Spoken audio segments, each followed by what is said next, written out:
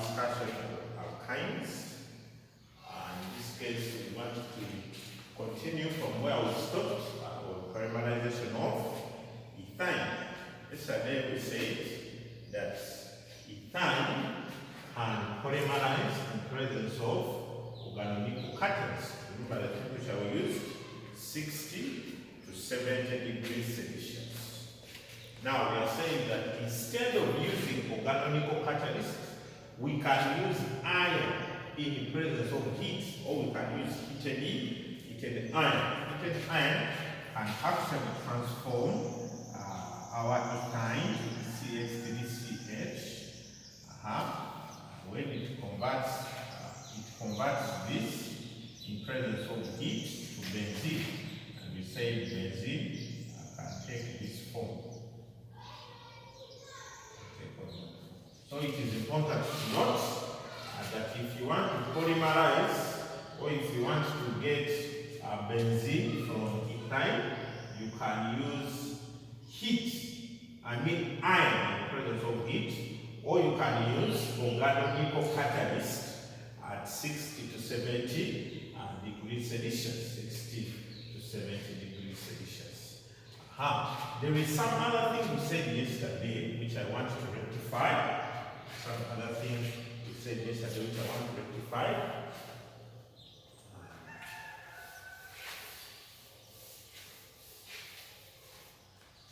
If you go back to the previous video before this on the hydrolysis of alkynes, if you remember clearly, hydrolysis of alkynes, there is something we have to rectify there. We said if you have, for example, ethine, what did we add? We added an acid, which in that case was sulfuric acid. It was conch, and then we added some water, and then we also used mercury sulfate, and then heat at 60 degrees Celsius. This one, we say it forms CH3CHO. Yesterday we had put CH3, CH3. This is what I want to rectify. What's this? And you put that. Because this one, there are 3 carbon atoms. So they are supposed to come from ethine. Ethine, that is CH3, C triple bond, CH. So this was supposed to be written instead of this, but the temperature is the same and the conditions. So we say you can still use H plus in presence of H2O, and then you can use this is silver, 2 ions, mercury ions at 60 degrees Celsius. This and that, they are the same, right? Now this one will need formation of this, since the carbon atoms are 3 now. However, in some books you find it written as CH3CO, CH3. This and that, they are the same. So there is that rectification that you can make in your notes. If there are 2 carbon atoms, you form this compound. This compound is called ethanol. You form ethanol. If there are 3 carbon atoms, then you are going to form this compound. This is actually called propanol. So you can imagine if there are 4. For example, if it is CH3, C triple bond, C, then CH3. If you use the same conditions, H plus, H2O, then Hg2 plus, and then 60 degrees Celsius. So the double bond can form either here or here, leading to the formation of CH3, CO, CH, 2, CH3. CH2, CH3. So this one is called butane. This one is called butane. So make that rectification here, and then you can add these two equations. So what matters is looking at the number of carbon atoms and forming the corresponding carbonyl compound. If there are 2, you are going to form ethanol. If there are 3, you are going to form propanol. If there are 4, you are going to form butanol. So you can see that it's propanol, not propanol. So if there are 2 carbon atoms, ethanol. If there are 4, propanol. If there are 5, if there are 3, propanol.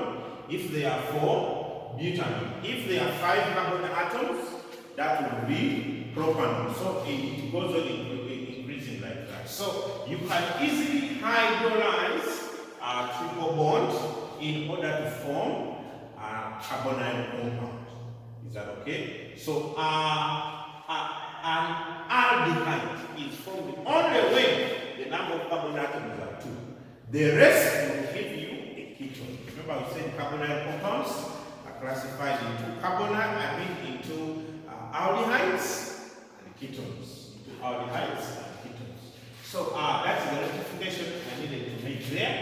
Now let's go to another chemical property which we have said is a substitution reaction of acidic hydrogen.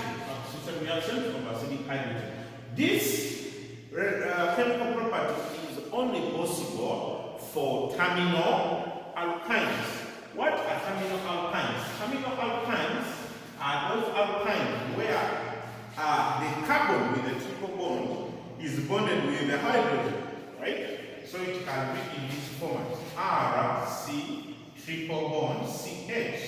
So this one is a terminal carbon, this one is a terminal hydrogen.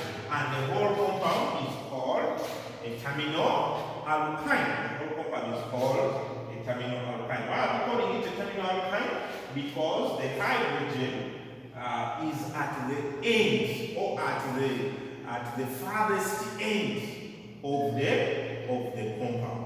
And therefore, because it's at the farthest edge, it can be replaced. It can be replaced. This is why you are saying that the terminal alkynes have replaceable hydrogen atoms attached to the carbon with the triple bond. So every time they are at the end of that alkyne, there is hydrogen. Then you know it can be replaceable. This is going to be so important in our differentiating between terminal alkynes and non-terminal alkynes. So the first reaction is a reaction with what we are calling ammoniacal silver nitrate solution. So ammoniacal silver nitrate solution is basically we are getting silver nitrate solution. We are dissolving it in excess ammonia. So that will give us silver ions. It will also give us ammonium ions. But what is important is to note that the silver ions are going to replace the hydrogen ion at the end of the reaction. I mean at the end of the compound.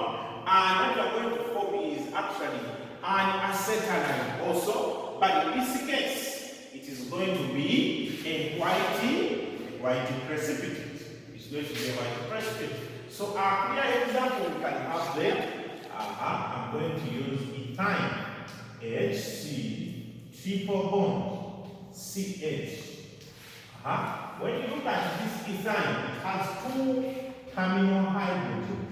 It has this one, it is replaceable. Even this one is replaceable. So I'm going to add silver ions. I'm going to add 2 of them so that one can attach itself here, another one here, right? In presence of ammonia, because we have said it is ammoniacal silver nitrate. So it is silver ions in presence of ammonia. This will lead to the formation of, I want you to look at the fact that this one will attach itself here and another one will attach itself here, leading to the formation of AgC, triple bond C, Ag. Because this is a white precipitate, and then you can also imagine the fact that the hydrogen ions are being lost, leading to the formation of H2, leading to the formation of H2 gas. So the hydrogen ions can be lost, leading to the formation of hydrogen gas. However, this one here we are calling it silver dicarbide. We are calling this one silver dicarbide, and it is a white precipitate. It is a white precipitate. If it was one terminal hydrogen, it would be in this format: one terminal hydrogen plus Ag plus in presence of ammonia. So in that case, you can see we are going to replace one hydrogen with the silver, leading to the formation of CH3, C triple bond CAG, C triple bond CAG, then plus hydrogen. Do you see that? So basically, what happens here is that the terminal hydrogen here has been replaced by the silver ions, leading to the formation of, in this case, they are satellites, but this one particular, for silver, they are white precipitates. They are white precipitates. However, if in this case we are using ammoniacal copper 1 chloride, what will happen is that we are going to form a red precipitate, but the reaction is more or less the same. For example, if we have CH3, C triple bond, CH. We are bringing now ammoniacal copper 1 chloride. I can write it like this: copper 2 ions, presence of ammonia, but I can also write it like this. I put here 2, and the whole of this is positive 1. Ammoniacal copper 1 chloride. So the value of copper here is 1. In that case, plus the OH in the solution, what will happen? We are going to form this copper is going to replace this hydrogen. It's going to replace that hydrogen, leading to the formation of CH3, C triple bond C, then Cu. This is what we are calling the red PPT, red precipitate. Then plus now the ammonia will go with the hydroxide, leading to the formation of ammonium hydroxide. Do you see that? So here, this can happen in presence of water, so you can add water there. So you can either use ammoniacal copper 1, ammoniacal silver nitrate, which will actually give you a white precipitate, or you can use ammoniacal copper 1 chloride, which actually gives you a red precipitate. These two chemical tests are used if you want to differentiate between terminal alkynes and the non-terminal alkynes. The terminal alkynes and the non-terminal alkynes. For example, if they say that differentiate, they can say state any compound, that can be used to differentiate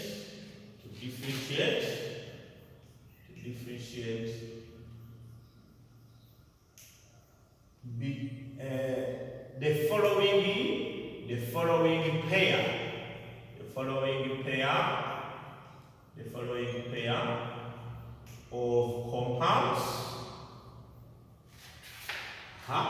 and in each case And in each case, state the observation. State the observation. Sometimes they might require you to write the what? The equation. But in most cases, they might just give you state the observation. State the observation.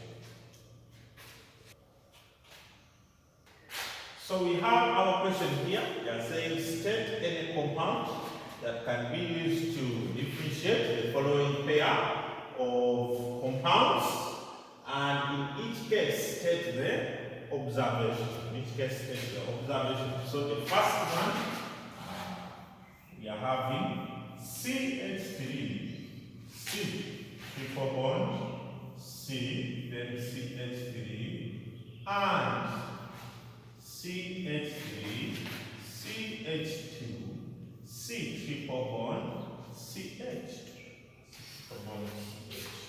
So we have these two compounds. Both of them are alkynes. You see that? Both of them are alkynes. However, this one is a terminal alkyne. This one is a non-terminal alkyne. How do you know? This one, because it has a hydrogen atom attached to the carbon with a triple bond, then we say it is a terminal hydrogen, causing the whole compound to be a terminal alkyne. However, this one, the carbon with the triple bond, they do not have the hydrogen. So, this one, its hydrogen is replaceable. And because it is replaceable, so we can use either ammoniacal silver nitrate solution, or we can use ammoniacal copper 1 chloride solution. So if I was to use ammoniacal silver nitrate, so I'm saying the compound we are using is ammoniacal silver nitrate solution. This is the compound we are using. Remember to add the white solution. So this is the compound we are using to differentiate the class of compounds. What about the observation? Because they want the observation for both. So we are saying for CH3, C triple bond, CH. C, then CH3. Here we don't expect any observation. No observation. Why? All kinds of observable change. Why? Why do we say so? Because the compound is non-terminal. It lacks the terminal hydrogen or the terminal replaceable hydrogen atoms. Therefore, it will not be able to attack the compound. It will not be able to attack the compound. But with CH3, CH2, C triple bond, CH. This one has terminal or replaceable hydrogen. Therefore, it will be replaced by the silver ions from ammoniacal silver nitrate, leading to the formation of white precipitate. So this pair of compounds can be easily separated or can be easily differentiated using their reactivity with ammoniacal silver nitrate solution. But we have said instead of using ammoniacal silver nitrate solution, we can also use ammoniacal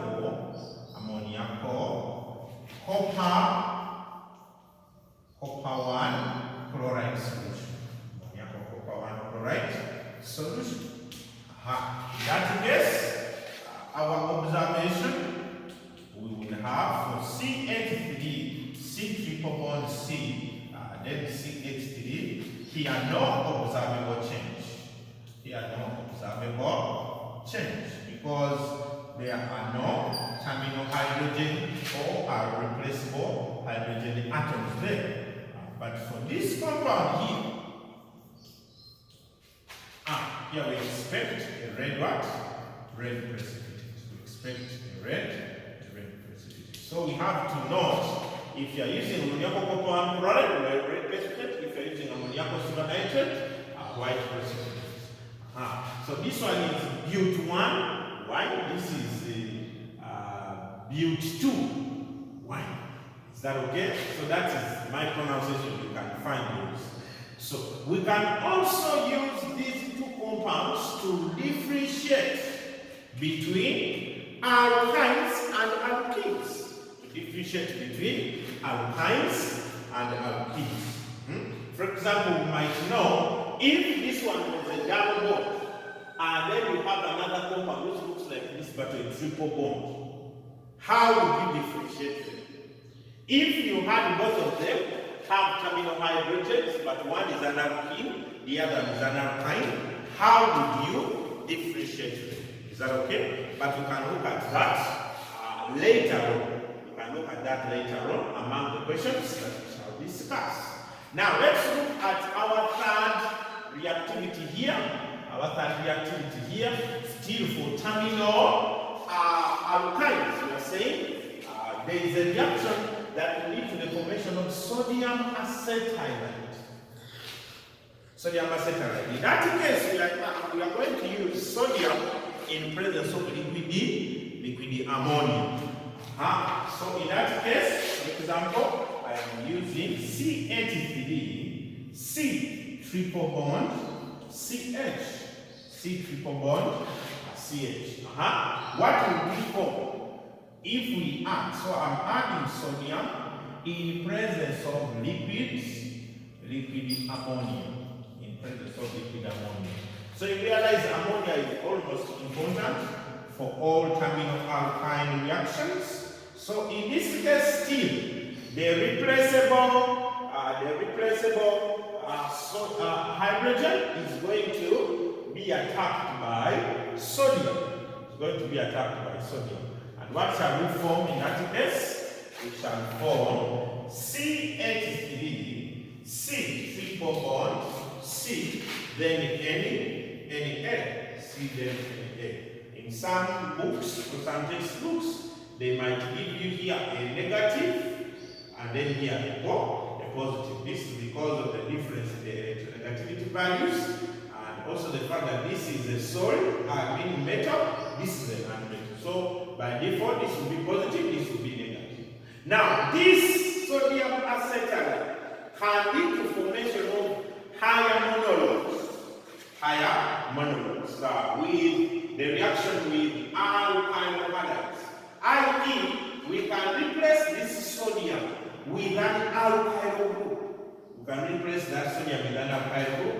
This is what I'm talking about. If you have CH3, C triple bond, C then Na, C then Na.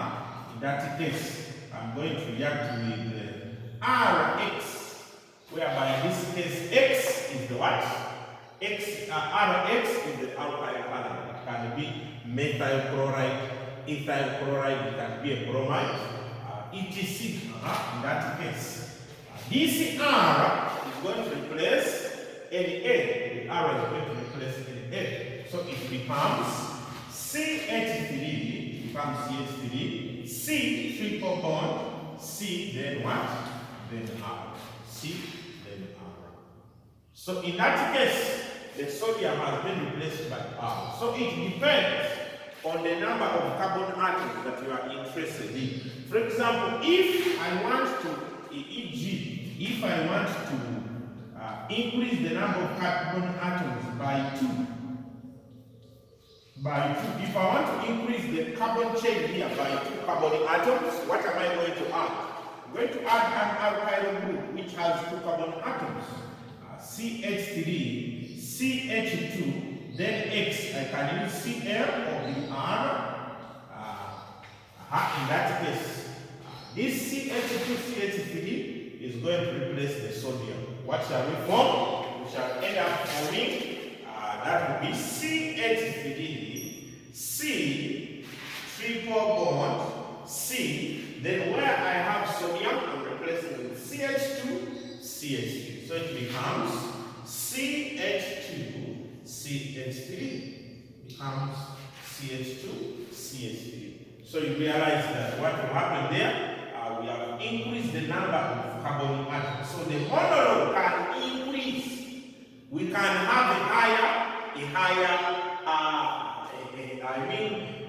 we can have an alkyne with a higher number of carbon atoms, with a bigger number of carbon atoms. Or we can increase the chain, the carbon chain, by using this method, whereby you are adding sodium in terms of liquid ammonia to form sodium acetylite, which acetylite can react with an alkyl halide to form a higher molecule, or to form a compound with more carbon atoms. So this one is very, very important, especially in the synthesis of alkynes with a higher number or with a bigger number of carbon atoms. Okay, now we have two guiding questions here about the following. Number one, we have ethyl chloride to butane 1. I want to see how can you convert that. So we have for our part A, CH3, CH2Cl, 2, CH3, CH2, CH3, CH2Cl, 2, butane, that is CH3, CH2, C triple bond, CH. Someone can write it like this, someone can write it like CH, triple bond, C, then CH2, CH3, they are the same compounds. Butane, 1. So, in this case, the first thing to note is that when you look at this compound and this, they have different number of carbon atoms. This one has 4, whereas this one has 2. So in order for us to increase the number of carbon chains, remember what you have done. If you can refer here, where we had this was HC triple bond. Then there was this, it was CH3, then C triple bond. Here there were 3 carbon atoms, right? We formed an acetylite, and this acetylite, CH3,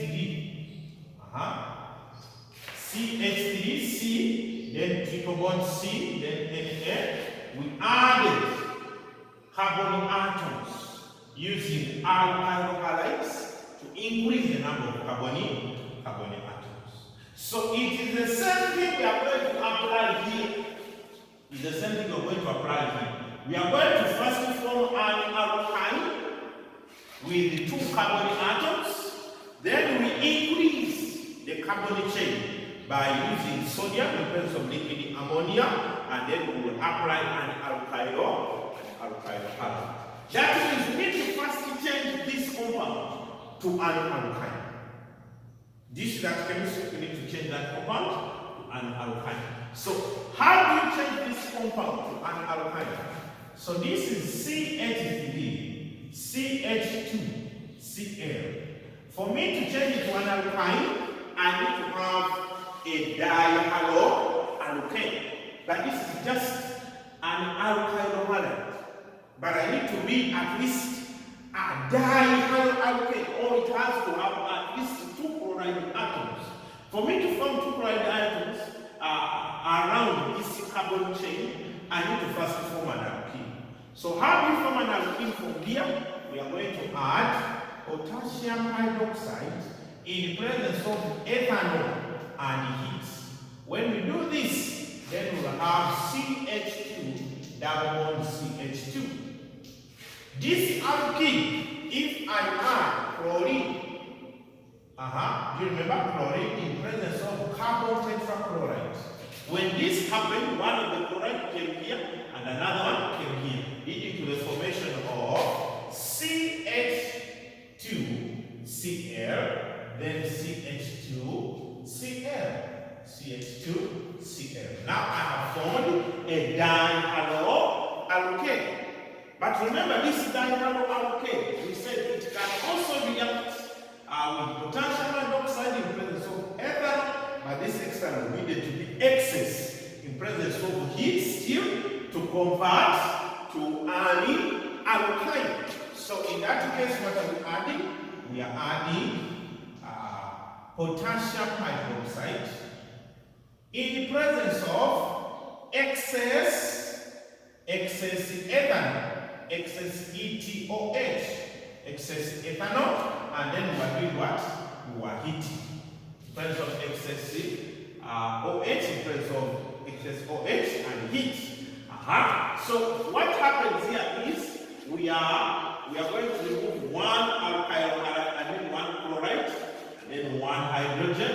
We form an alkene which has a chloride. Then we do it again. We form a triple bond. That will lead to the formation of CH, triple bond, CH. So that's what we are forming. I hope you remember the mechanism here. For almost all these reactions, you should be at least remembering their mechanism so that you will be convinced of what we are doing. The mechanism here, we did it. The mechanism here, we did it. This was in the synthesis of alkenes. This was in the chemical reactions of alkenes. This was in the synthesis of alkynes. This was in the synthesis of alkynes. Now here I need to increase the number of carbon atoms from 2 to 4. And in order to do that, I need to first form an acetylene, whereby we are adding sodium in presence of liquid ammonia. Sodium in presence of liquid ammonia.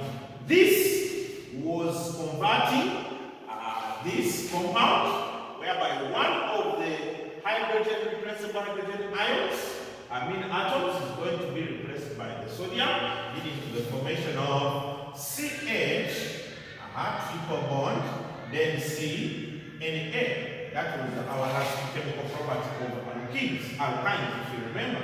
One of the hydrogens has been replaced by sodium. Now, I can replace where I have sodium, I replace it with, in this case, how many carbon atoms do I need to add? I need to add 2 carbon atoms to this skeleton. So that means I need to add an alkyl halide which has 2 carbon atoms. And that alkyl halide is sodium, CH3, CH2, Cl. CH3, CH2Cl. So this CH3, CH2 is going to replace that sodium, leading to the formation of CH, triple bond, C. Where I have sodium, I'm replacing with CH2, CH3, CH2, CH3. Of course, when you're writing, you don't have to write CH3 then CH2, because you have to follow the fact that each carbon atom must have 4 bonds. So that's why the CH2 comes first, then the CH3 at the end. So these are the steps that we have gone through to convert an ethyl chloride to butyl-1,1. So you have to be remembering the synthesis reactions of these compounds and also their chemical properties with their conditions very clear in order for you to carry out these conversions. Someone might say, how am I going to remember all these things that I go? By constantly reading, understanding, discussing, and asking questions. You can be able to keep track of this. Then our second, we are converting